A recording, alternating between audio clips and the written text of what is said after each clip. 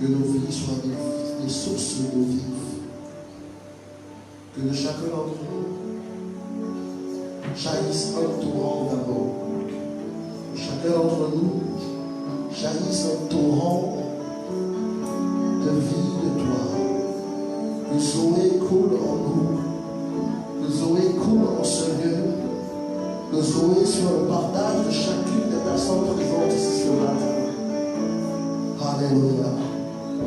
Bien-aimés, pendant ces quelques minutes d'adoration, je veux t'inviter à convoquer le Saint-Esprit dans ta vie. Invite le Saint-Esprit à prendre le contrôle total, qui coule en toi comme un fleuve. Qu'une connexion particulière s'établisse entre toi et le Père ce matin. Alléluia. Oh, Saint-Esprit, révèle-nous le Père. Révèle-nous le Père. Révèle-nous le Père.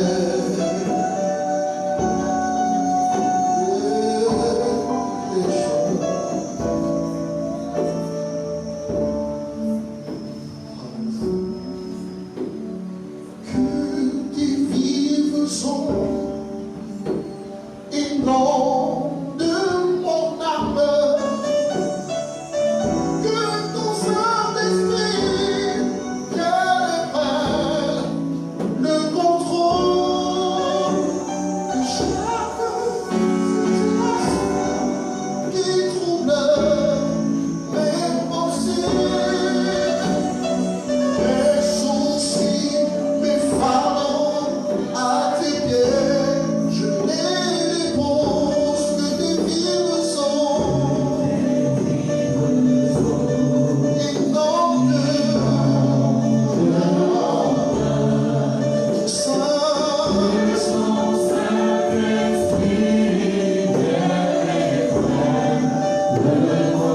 ton chaque situation trouble mes pensées.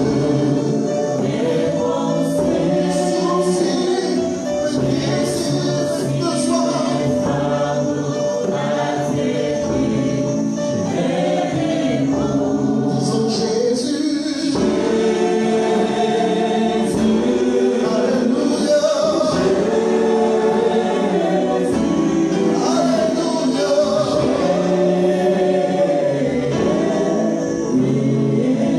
Proclamons, proclamons, proclamons Jésus.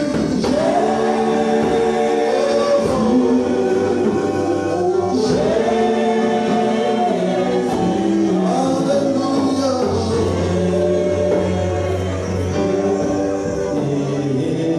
Chantons Père.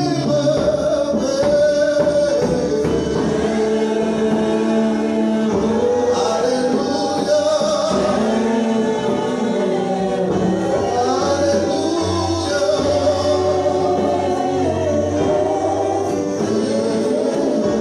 Saint-Esprit, Saint-Esprit, souffle sur nous.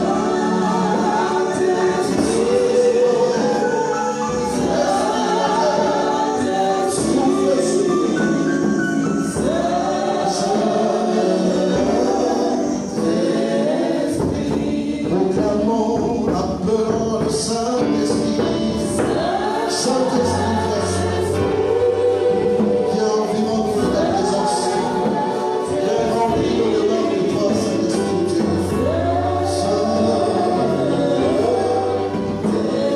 Saint-Esprit. Oh Saint-Esprit de Dieu, viens ce matin. Saint-Esprit de Dieu, viens investir nos vies ce matin. Saint-Esprit de Dieu, sois notre guide par excellence ce matin. Saint-Esprit de Dieu, sois notre consolateur ce matin. Saint-Esprit de Dieu, sois le paraclet ce matin. Viens et investis le cœur de quelqu'un ce matin. Viens et investis une vie ce matin.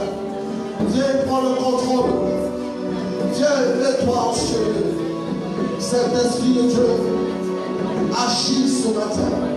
Saint-Esprit de Dieu, opère dans les cœurs ce matin. Oh Saint-Esprit, Alléluia. Oh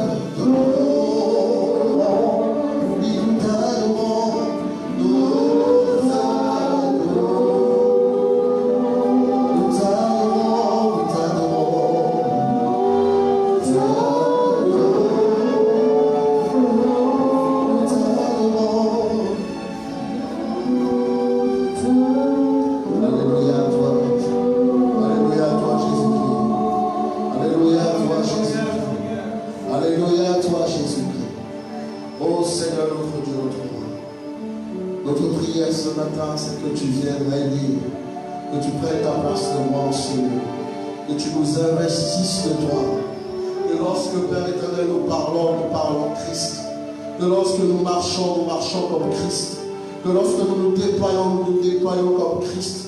Oh Dieu, nous prions ce matin que ta parole, oh Dieu, soit déposée en nous et qu'elle nous vivifie. Et que nous puissions, Père éternel, marcher selon les desseins du Père, marcher selon la volonté du Père, être ces enfants qui fonctionnent selon l'orientation divine au nom puissant de Jésus. Père, nous prions ce matin pour que tu te manifestes spécialement à chacun d'entre nous. Nous prions ce matin pour que tu visites chacun d'entre nous. Nous prions ce matin pour que tu te opères, tu te révèles au travers de ta parole au nom puissant de Jésus. Père éternel, qu'elle soit une double épée ce matin et qu'elle vienne, Seigneur, séparer moi les jointures au nom puissant de Jésus. Père, mon Dieu, mon roi, mon Père, opère ce matin. Opère dans les cœurs, opère dans les vies, opère même, Seigneur, dans les cellules. Père, qu'une parole de guérison soit relâchée, qu'une parole de restauration soit relâchée, qu'une parole d'intelligence et de connaissance soit relâchée au nom puissant de Jésus-Christ de Nazareth. Père éternel, que ta parole, Seigneur, vienne et sème des arbres fruitiers intenses dans nos vies. Que le fruit de l'Esprit, oh Dieu, soit, Père éternel, le partage de chaque personne ici présente au nom puissant de Jésus. Et qu'il soit, Père éternel, bénéficié par les familles, qu'il soit bénéficié par l'Église, qu'il soit bénéficié par la ville, qu'il soit bénéficié par la nation, au nom puissant de Jésus. Seigneur, ce matin, fais ton œuvre. Ce matin, fais ton œuvre. En Shalom, fais ton œuvre. En Semé, fais ton œuvre. Utilise ton serviteur comme tu veux. Père, ôte tout ce qui n'est pas de toi et remplis-le de toi ce matin au nom de Jésus. Père éternel, que toutes les paroles qui sortiront de sa bouche soient des paroles de bénédiction, soient des paroles qui émanent de toi, au nom puissant de Jésus-Christ de Nazareth. Gloire à ton nom. Au nom de Jésus, nous t'avons prié. Amen. Alléluia. Avant d'entrer dans le message proprement dit, nous tenons à faire un complément d'annonce. Tout à l'heure, nous avons omis de rappeler que vendredi prochain, c'est le dernier vendredi du mois. Et ce dernier vendredi du mois, nous avons un rendez-vous avec le Seigneur. Nous aurons notre nuit de prière. Ce sera la première de l'année. Nous serons dans ce temps de 22h à 6h. C'est l'occasion pour toi de venir renouveler ton engagement, venir déposer ton fardeau, venir intercéder pour les frères et les sœurs, venir t'unir aux autres afin que tous ensemble nous puissions élever la voix vers notre Dieu. La Bible déclare que la prière du juste est d'une grande efficacité. Venons donc à ce premier rendez-vous. Rendons-nous disponibles pour honorer ce moment. Nous sommes certains que si nous sommes là et que si nous prions ensemble, quelque chose se fera. Nous sommes tous attendus ce vendredi. Nous espérons que la chorale sera là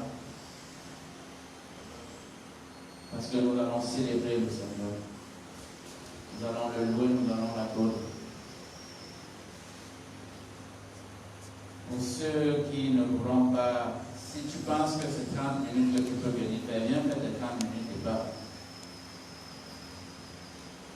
Ne dis-donc pas qu'une heure dans cette vie vaut mieux que 1000 ailleurs.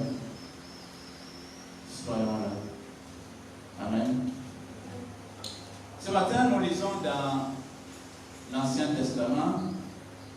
Bibles dans le livre de Josué. Nous lisons dans Josué 2, du verset 1 au verset 21.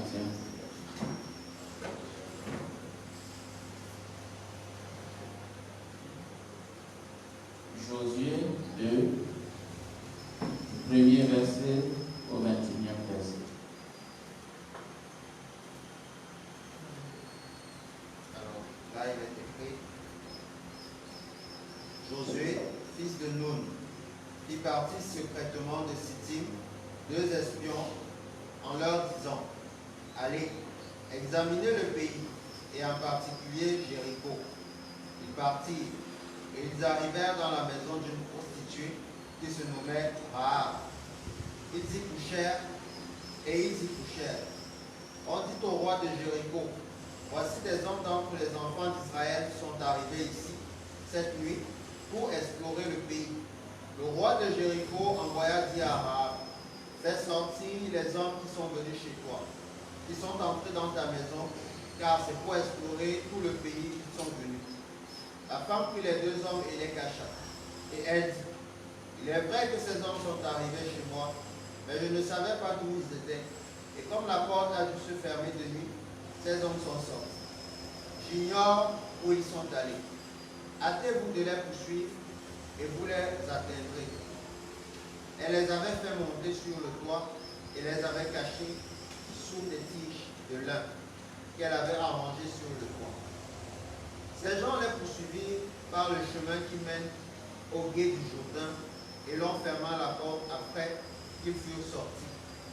Avant que les espions se couchassent, Rahab monta vers eux sur le toit et leur dit: L'Éternel, je le sais, nous a donné ce pays. La terreur que vous inspirez nous a saisis, et tous les habitants du pays tremblent devant vous. Car nous avons appris comment, à votre sortie d'Égypte, l'Éternel a mis à sec devant vous les eaux de la mer Rouge, et comment vous avez traité les 2 rois des Amoréens, au-delà du Jourdain, Sihon et Og, que vous avez dévoués par interdit. Nous l'avons appris, et nous avons perdu courage, et tous nos esprits sont abattus à votre aspect. Car c'est l'Éternel, votre Dieu, qui est Dieu, en haut dans les cieux et en bas sur la terre. Et maintenant, je vous prie, jurez-moi par l'Éternel, que vous aurez pour la maison de mon Père la même bonté que j'ai eue pour vous. Donnez-moi l'assurance que vous laisserez vivre mon père, ma mère, mes frères, mes sœurs et tous ceux qui leur appartiennent, et que vous nous sauverez de la mort. Ces hommes lui répondirent: Nous sommes prêts à mourir pour vous, si vous ne divulguez pas ce qui nous concerne. Et quand l'Éternel nous donnera le pays, nous agirons envers toi avec bonté et fidélité. Elle les fit descendre avec une corde par la fenêtre, car la maison qu'elle habitait était sur la muraille de la ville. Elle leur dit: Allez du côté de la montagne, de peur que ceux qui vous poursuivent ne vous rencontrent. Cachez-vous là pendant 3 jours, jusqu'à ce qu'ils soient de retour. Après cela, vous suivrez votre chemin. Ces hommes lui dirent: Voici de quelle manière nous serons quittes du serment que nous avons fait, que tu nous as fait faire. À notre entrée dans le pays, attache ce cordon de fil cramoisi à la fenêtre par laquelle tu nous as fait descendre, et recueillir auprès de toi dans la maison de ton père, et recueille auprès de toi dans la maison de ton père ta mère, dans la maison de ton père, ta mère, tes frères et toute la famille de ton père. Si quelqu'un d'eux sort de la porte de ta maison pour aller dehors, son sang retombera sur sa tête et nous en serons innocents. Mais si on met la main sur l'un quelconque de ceux qui seront avec toi dans la maison, son sang retombera sur notre tête. Et si tu divulgues ce qui nous concerne, nous serons quittes du serment que tu nous as fait faire. Elle répondit: Qu'il en soit selon vos paroles. Elle prit ainsi congé d'eux, et ils s'en allèrent, et elle attacha le cordon cramoisi à la fenêtre. Amen. Amen.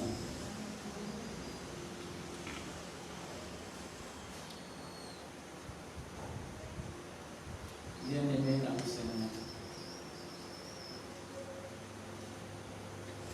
Comme toute histoire dans la Bible, celle de Rahab est assez émouvante et riche en enseignements. Nous ne serons pas ce matin parler de toutes les richesses que nous pouvons tirer dans cette histoire biblique. Mais notons ce matin avec Rahab que Dieu ne fait véritablement acception de personne. Et que lui seul a le pouvoir de faire passer de la mort à la vie. Parce que la parole de Dieu nous rappelle quand même que le salaire du péché, c'est la mort. Donc quiconque pêche est voué à la mort. Mais Dieu seul a le pouvoir de faire passer quelqu'un qui était destiné à la mort, de le faire passer de la mort à la vie. La Bible nous relate l'histoire d'une prostituée, une femme vulgaire, parce que c'est de ça qu'il est question. Parfois, dans certains textes, on parle de Rahab, la prostituée. On ne parle pas seulement de Rahab, mais on étiquette. Ce n'est pas de quel Rahab, de n'importe quel Rahab dont il s'agit. C'est de la Rahab, la prostituée. Une femme vulgaire. Une commerçante d'une autre manière. Parce qu'elle était véritablement une commerçante.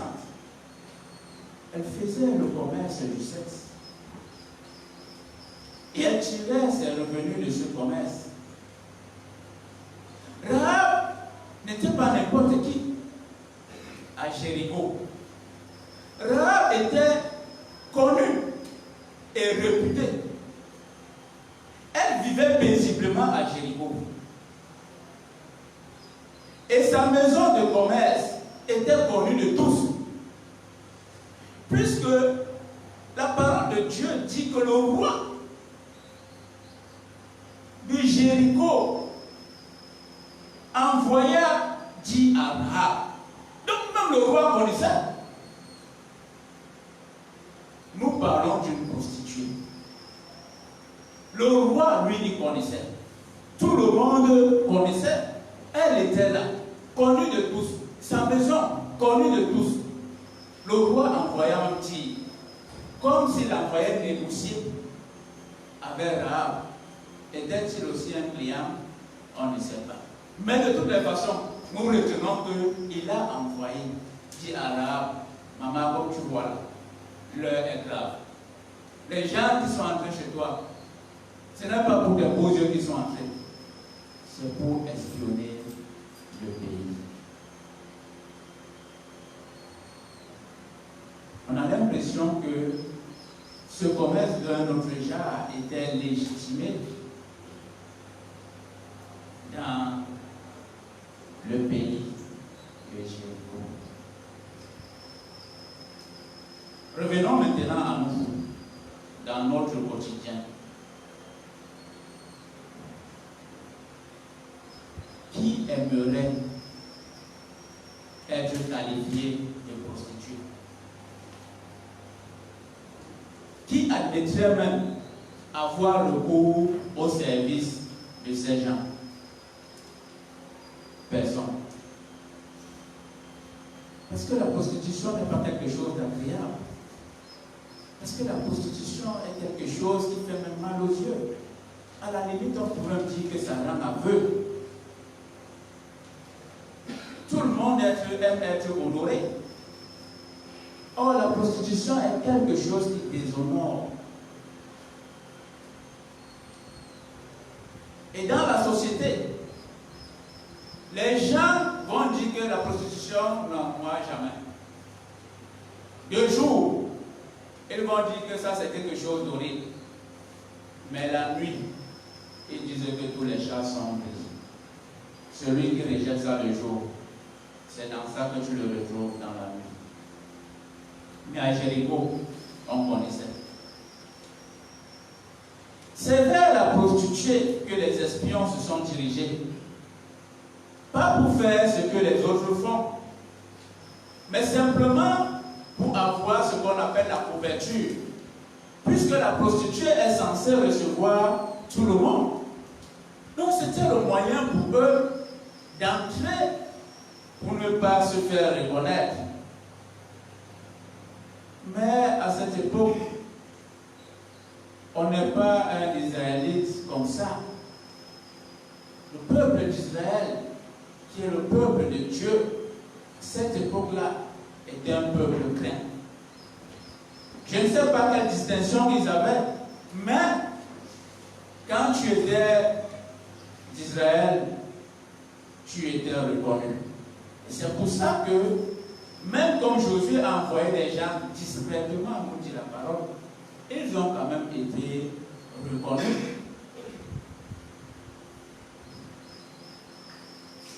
Eux ne sont pas partis chez Rahab pour la même cause que ceux qui vont chez les prostituées vont. Mais ils allaient secourir. En analysant le risque que prend cette femme, nous sommes forcés de nous plier devant la manifestation exceptionnelle de sa foi. Alors moi je dirais ce matin, Rahab, la prostituée, non. Mais Rahab, la femme à la foi exceptionnelle.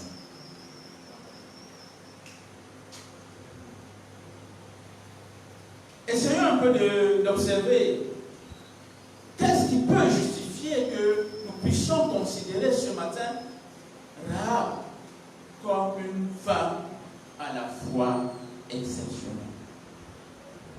La première des choses, c'est que Rahab était une femme convaincue. Au verset 9, elle déclare, je sais que l'Éternel, je le sais, vous a donné ce pays. Rahab dit qu'elle sait que l'Éternel a donné Jéricho aux enfants d'Israël.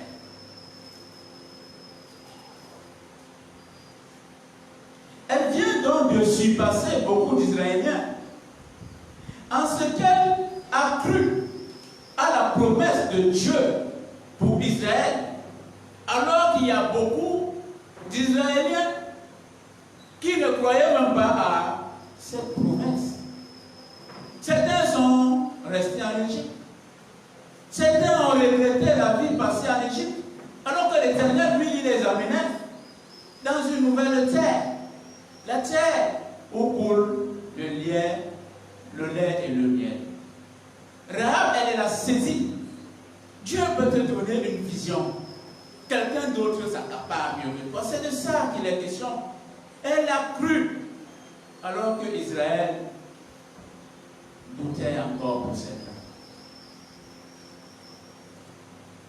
Rahab était donc cette femme-là qui était convaincue que Dieu est capable de réaliser sa promesse. Et ce que lui, il promet, il le réalise. La conviction de Rahab vient donc de faire changer radicalement et immédiatement son choix et son mode de vie. À partir de ce moment, Rahab n'est plus la Rahab, la prostituée. Parce que quelque chose vient de se passer. Quelque chose vient de changer dans la vie de Rahab. On la voit encore comme prostituée, mais à partir de ce moment-là, Rahab avait changé de camp. Avec Dieu, une seule seconde peut être déterminante pour nous faire changer de cap. Rahab a saisi, mais les autres voyaient encore en Rahab la prostituée. Alors qu'à partir de ce moment, Rahab était devenue Rahab, la femme à la foi exceptionnelle.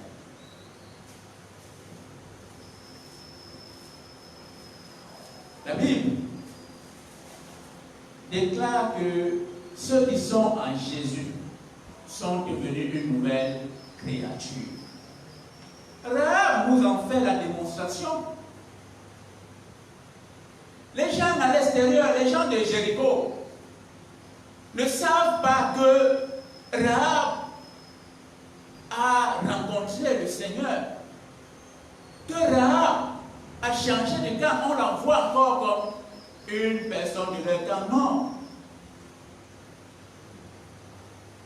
Et toi, mon frère, ma soeur, la question peut être posée aujourd'hui. Depuis combien de temps affirmes-tu être converti? Depuis combien de temps affirmes-tu être dans le Seigneur? Depuis combien de temps dis-tu que tu chemines avec le Seigneur? As-tu abandonné l'ancienne vie? Il a fallu le temps d'une seconde pour que Rahab change de temps. Mais toi, on peut compter le nombre d'heures, de jours, d'années que tu dis que tu chemines avec le Seigneur. Et comment tu continues de faire ce que tu faisais? Non, le Seigneur dit que la rencontre avec lui ne peut pas laisser quelqu'un indifférent. Rahab avait reconnu ce qui était essentiel pour sa vie. Elle était prête à perdre sa vie pour la vérité qu'elle venait de connaître. Elle risquait gros, elle risquait la mort en cachant les espions. Mais ce n'était pas grave pour elle. Ce n'était pas important pour elle d'être mise en prison, d'être tuée, d'être condamnée à mort, je ne sais pas. Ça n'avait plus d'importance. Elle avait confiance en Dieu. Parce qu'elle savait que ce Dieu-là, qui a mis la mer Rouge à sec, ce Dieu qui a traité certains rois de la manière la plus extrême, ce Dieu-là, qui a décidé que Jéricho va passer entre les mains du peuple d'Israël, ce Dieu est capable de la sauver. Alors elle prend sur elle la lourde responsabilité de comploter contre son peuple. Parce qu'à partir de ce moment, ce peuple devient un peuple étranger à Rahab. Elle fait alliance avec le peuple de Dieu, le peuple d'Israël. Et elle manifeste cette alliance en posant des actes. Frères et sœurs, quand on dit que nous sommes dans l'alliance, les actes que nous posons doivent témoigner de l'alliance dans laquelle nous sommes. Sinon, ce n'est que bavardage. Rahab n'a pas trop bavardé. Elle est passée à l'action. Et Dieu voudrait voir des gens qui sont dans son alliance passer à l'action.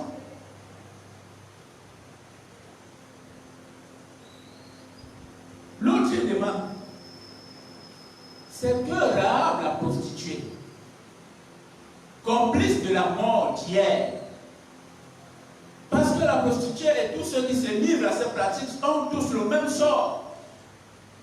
Donc, complice de la mort et de la perdition d'hier, est transformé à l'immédiat en sauveur de son peuple, en sauveur de la maison de son père. Frères et sœurs, nous sommes tous des parents. Quel est le parent qui aimerait répondre à la question selon laquelle que fait ton fils? Que fait ta fille dans la vie? Qui aimerait dire que ma fille est prostituée?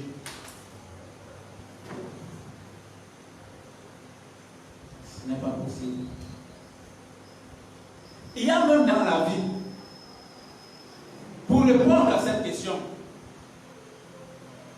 je suis policier. On vient, on demande, quel est ton fils? Toi, tu dis que ton fils est commissaire.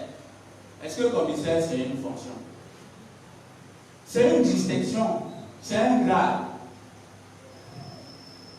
Mais c'est que c'est un policier. Mais pour montrer que son fils n'est pas n'importe quel policier, on va dire que mon fils est commissaire. Vous allez chez les magistrats.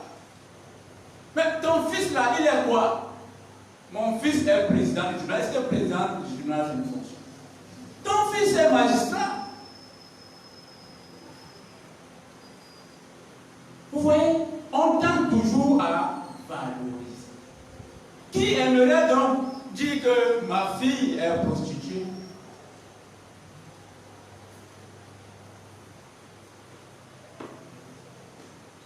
Voici une femme dont on dit être un déshonneur pour sa famille.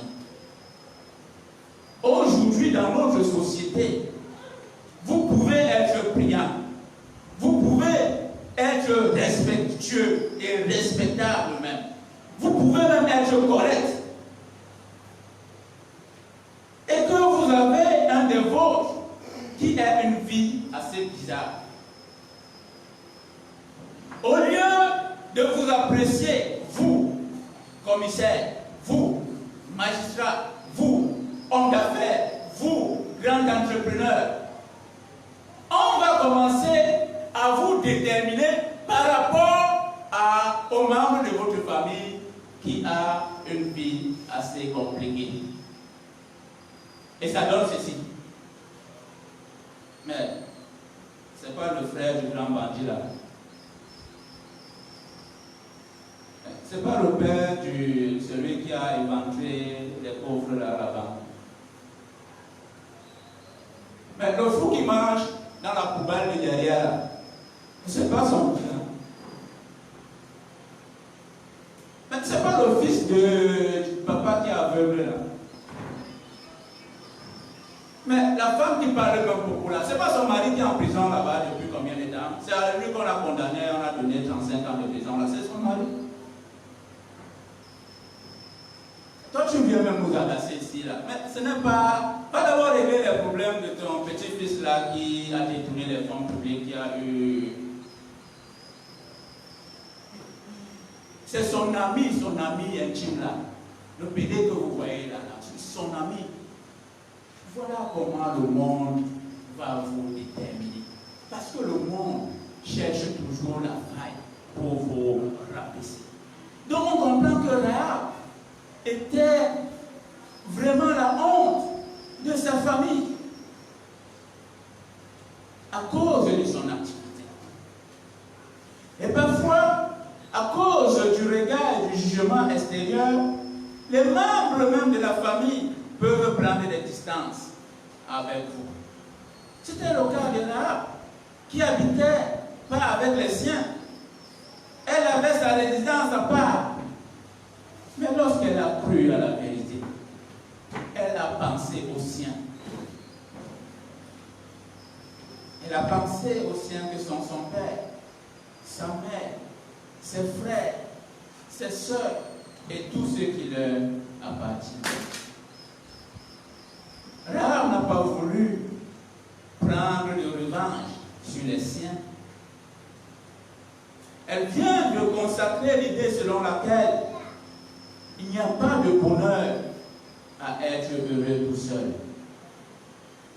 Il n'y avait pas de plaisir pour Rahab à être sauvé alors que toute sa famille serait condamnée, vouée à la destruction, avoir le même sort que la ville de Jéricho, la perdition éternelle. Non.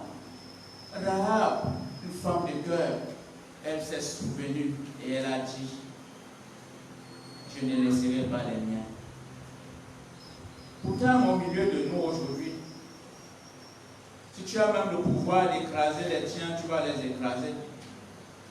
Parce que toi seul dois atteindre la lumière. Non. Nous devons apprendre. Nous devons apprendre de Rahab. Rahab a beaucoup de choses ce matin à nous faire comprendre.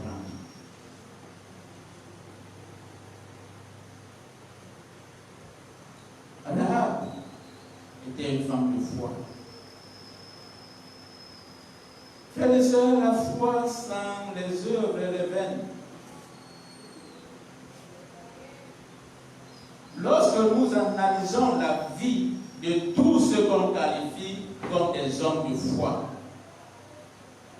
on se rend bien compte que ce qualificatif est en rapport avec une capacité exceptionnelle qu'ils ont à faire confiance à Dieu dans les épreuves les plus pénibles.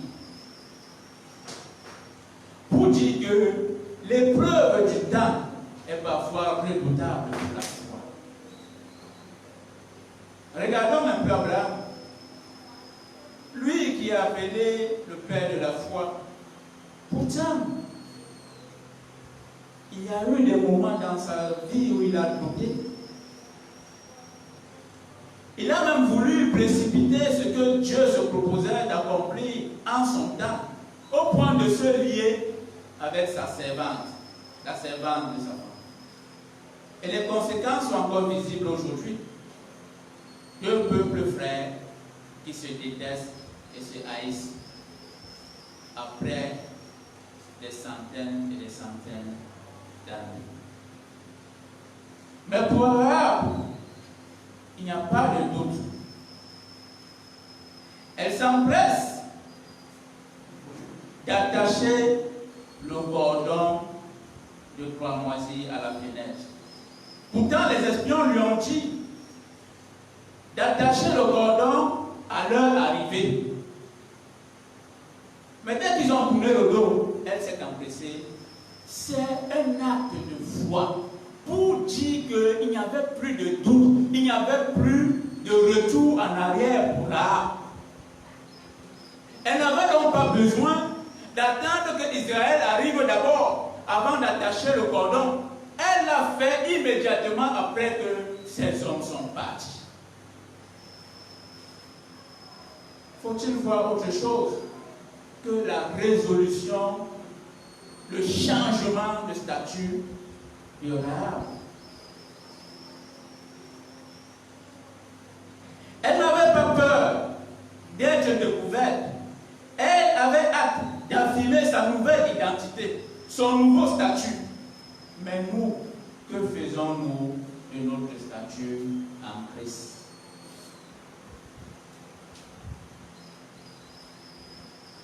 Rahab a dû aller chercher les siens pour les amener dans sa maison. Mais rappelons-nous que Jéricho n'est pas tombé au lendemain du départ de ses espions, puisqu'elle-même leur dit: cachez-vous dans les montagnes pendant 3 jours. Après 3 jours, ils doivent quitter les montagnes pour entrer vers Josué. Cela a pris du temps. Et Josué lui-même, il a encore pris tout son temps pour entrer en action. Le Jourdain devait être asséché pour faire passer le peuple. Après avoir traversé le Jourdain, il fallait passer par la circoncision. Et on ne guérit pas de la circoncision en un jour. Tout ça, ça a pris du temps. La famille de Rahab, pendant tout ce moment, était dans sa maison. Après la circoncision, il fallait fêter la Pâque. Et la Pâque ne se faisait pas en 1 heure ou en 1 jour. Il fallait que tout ça passe. Tout ça, Rahab et sa famille étaient dans l'attente. Le temps de l'attente. Le temps de l'attente. Ce temps est déterminant. Et même lorsque il voit l'homme Israël venir, j'imagine Rahab avait un grand sourire pour dire à ses frères que vous n'avez pas plu. Les voilà. Mais quand il arrive alors, au lieu d'entrer en action, il n'entre pas en action. Il commence à tourner sans rien dire. Une fois. 1 jour, il rentre. 2 jours, il rentre. 5 jours, et là, ça commence à être long. 7 jours. Même le 7e jour, ils ne tournent pas une fois. La Bible dit qu'ils ont tourné 7 fois. Et parce que c'est le temps de Dieu. Dieu lui fait ses choses comme il veut. N'est-il pas souverain? Mais imaginons un peu Rahab dans sa maison, avec sa famille, pendant tout ce temps. Imaginons l'épreuve que cela a dû être pour la foi de Rahab. Il fallait convaincre sa famille. Peut-être certains voulaient même dire que si je ne crois plus à ton affaire là, laisse-moi partir. Il fallait les convaincre pour qu'ils viennent d'abord chez elle. Elle, dans sa maison qui était réputée maison de prostitution, il fallait qu'elle convainque sa famille que c'est là qu'ils auront la vie sauve. En disant que désormais, c'est le lieu de salut. Reconnaissons que les convaincre n'a pas été facile pour Rahab, mais avec le Seigneur, tout est possible. Elle a quand même trouvé les mots par la grâce de Dieu pour les convaincre et les amener dans sa maison. Ils ont dû être dans la même maison, sans sortir, parce que les espions ont dit, celui qui sort et qui trouve la mort, son sang repose sur sa tête. Nous n'allons pas assumer ça. Voilà le contrat qui est bien défini. Donc Rahab a encore trouvé la force nécessaire pour maintenir ces gens, les empêcher de sortir, fermés. Et la maison de prostitution était fermée à jamais parce que les gens ne pouvaient plus y entrer.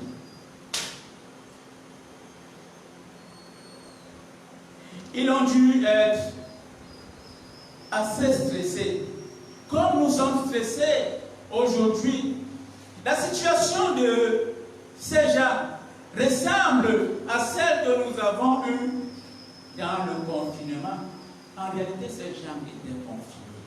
On pense que le confinement d'aujourd'hui est une invention nouvelle. Non, avec Rahab, on voit qu'il y avait déjà le confinement. Et ce confinement était d'autant plus difficile que ça avait trait à l'isolement. Parce que la vie continuait au dehors, mais dans la maison, le temps était arrêté. Les yeux étaient levés pour attendre la délivrance de l'Éternel. Oh, je lève les yeux vers les montagnes, d'où me viendra le secours. Le secours me vient de l'Éternel qui a fait les cieux et la terre. Ils étaient donc comme dans une prison. Et plus vous passez le temps dans ces conditions, plus la lassitude s'installe. Et on a envie de revenir à sa liberté, de revenir à son ancien vie, de sortir de cette maison de prison. La famille a dû penser que Rahab n'était plus fiable. D'ailleurs, peut-on avoir vraiment confiance en une prostituée? Mais Rahab ne s'est pas découragée. Elle a dû insister, elle a dû persévérer. Et même quand Israël s'est présenté, s'attendant, comme je disais, à une délivrance immédiate, ça n'a pas été le cas. Tout ceci a dû être insupportable pour ceux de sa famille qui n'avaient pas la foi. Mais Rahab a dû supporter cette épreuve jusqu'au dernier jour, jusqu'au dernier moment, jusqu'à la dernière seconde. Et même le dernier jour, il a encore fallu du temps pour que le peuple d'Israël entre en nation. On ne sait pas s'il y aurait un 8e jour. Maintenant, je me place dans la tête de ceux qui étaient dans la maison de Rahab. Voici, il y a 7 jours. Ils sont en train de faire 1, 2 tours, 2 tours, 3 tours. Y aurait-il un 8e jour? Il n'y a jamais un de 7 sans 8. Aime donc à le dire. Et même, quand la grande muraille s'écroule, la famille de Rahab a dû trembler de peur, en pensant que c'est leur fin, en pensant que leur fille les a trompés. Mais Rahab a dû s'approcher à la promesse des espions. Frères et sœurs en Jésus, parfois les chrétiens dérangent, parce qu'on se demande s'ils savent eux-mêmes ce qu'ils veulent à la fin. Dieu donne une promesse à son peuple. Certains d'entre eux pensent que cette promesse est très haute pour eux, que ce Dieu ne va pas les permettre d'entrer en possession de cette promesse, qu'ils ne parviendront pas à prendre possession. Pourtant, nous chantons avec allégresse que Dieu est capable de faire tout ce qu'il dit qu'il fera. Il accomplira toutes ses promesses. Dieu est capable. Et nous le chantons. Mais dans notre détermination de chaque jour, on ne voit pas ça. Parfois on se demande si les chrétiens ils savent ce qu'ils veulent. Quand Dieu dit quelque chose, il faut que la chose existe. Même si moi je ne la vois pas encore. Et c'est ça qui détermine notre espérance. Maintenant, revenons à Shalom. Dieu te donne une vision. Il te donne une mission. Il te fait connaître sa vision pour son œuvre. Il te dit qu'il faut bâtir. Et toi, dans ta grande intelligence, tu dis comment c'est possible. Tu dis nous sommes très peu nombreux. Tu dis on n'a même pas de moyens. Tu fais des petits calculs là dans ta tête. Et tu dis que je ne vais pas me ruiner pour Dieu. Je ne veux pas me ruiner pour mettre tout mon argent là dans la construction du temple. Moi aussi j'ai ma vie.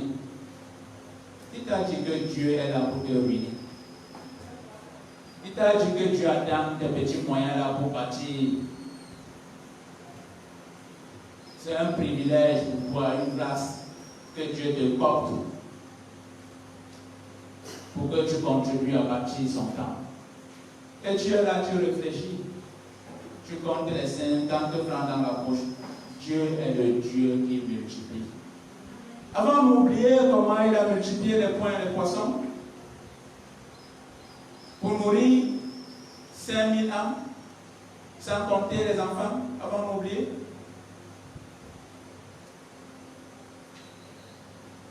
Rahab, celle que nous considérons comme prostituée, parce que nous sommes endurcis des cœurs et ne voyons pas qu'elle a changé de statut. Elle invitait cette Rahab hier Israël, le peuple qui est décrit comme le peuple de Dieu. Elle t'invite, toi, aujourd'hui, qui l'écoute, toi, le chrétien de cette heure, elle t'invite à te mirer sur son histoire, sur l'histoire de sa vie. Rahab t'invite dans l'humilité à prendre son histoire comme le miroir de ta vie. Ceci nous appelle à une grande humilité. Prostituée d'hier, exemple pour le chrétien d'aujourd'hui.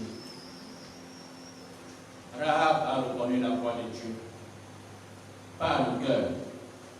Elle s'est laissée gagner par cette espérance présente et à venir. Ce fut un merveilleux changement de sa vie. Elle a transformé sa maison de prostitution en maison de vie, en lieu de salut et d'espérance. Elle a démontré à la face du monde que la puissance d'amour de Dieu est capable de modifier toute une existence, de transformer en profondeur et de donner la joie et le bonheur dans une aventure de vie nouvelle. Et on apprécie vraiment ce chant que nous chantons parfois très régulièrement en disant que tu peux repartir de nouveau. Tu peux tout recommencer. Rahab avait une vie, Rahab avait un statut. Elle a changé immédiatement de statut parce qu'elle a cru, elle est repartie de nouveau. Et sa vie nouvelle n'avait plus rien à voir avec sa vie ancienne. Bien-aimé, c'est cette Rahab qui est un ancêtre de Jésus, notre Sauveur. Je peux donc affirmer ce matin que Rahab dans l'Ancien Testament et même la Samaritaine dans le Nouveau Testament, bien que de par le statut ancien bizarre et de par notre jugement erroné qui pouvait les exclure du bonheur éternel, ces femmes sont certainement deux personnes avec lesquelles nous aurons immensement du plaisir à partager pendant l'éternité. Parce qu'elles ont gagné le ticket de l'éternité. Elles ont gagné le ticket de la vie heureuse que nous promet le Seigneur. Mais toi, qui seras-tu? Moi, qui serai-je? Shalom, qui seras-tu?